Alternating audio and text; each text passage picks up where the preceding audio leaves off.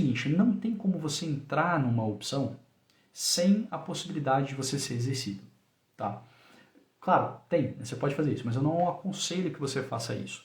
Porque a opção, ela é um contrato que pressupõe o exercício, ela está na definição dela. Então, eu acho que a maneira melhor da gente pensar é esquecer um pouquinho da abstração que o mercado financeiro traz, que às vezes complica, e ir para algo mais concreto.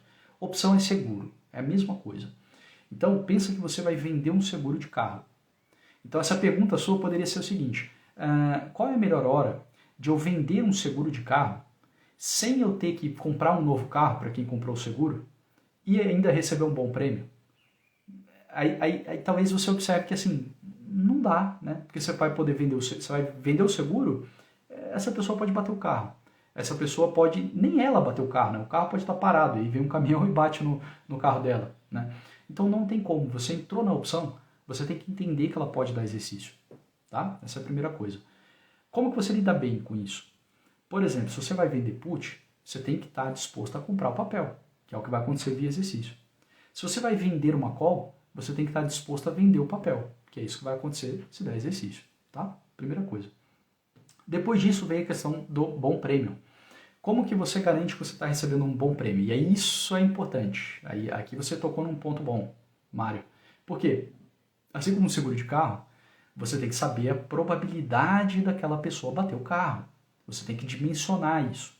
E, naturalmente, você vai vender seguros de carro para várias pessoas. Porque se você vender só para uma pessoa, você vai ter que vender um valor muito baixo, né? Porque entende que assim, essa pessoa vai poder bater e você vai ter que comprar um carro novo. Só quando você passa a vender, vamos dizer, para 300 pessoas, aí você sabe que o prêmio que você recebeu, né, nessas 300 pessoas, né, vai te dar um lucro que se uma pessoa bater o carro, ok, né, não tem problema.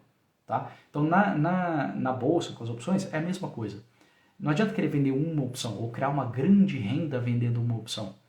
Lá na FIA a gente vê, né, a gente acaba criando renda no começo, quando você vai montando a sua carteira de ações, você cria uma renda pequenininha por opção que você está vendendo.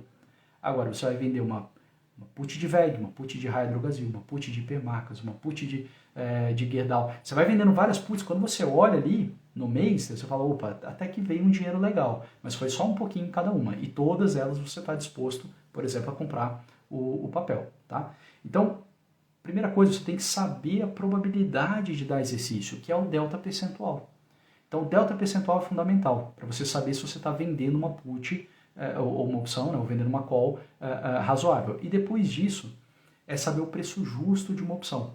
Isso aí passa pelo entendimento da volatilidade implícita. Então, tem aula, né, no meu site sobre isso, tá?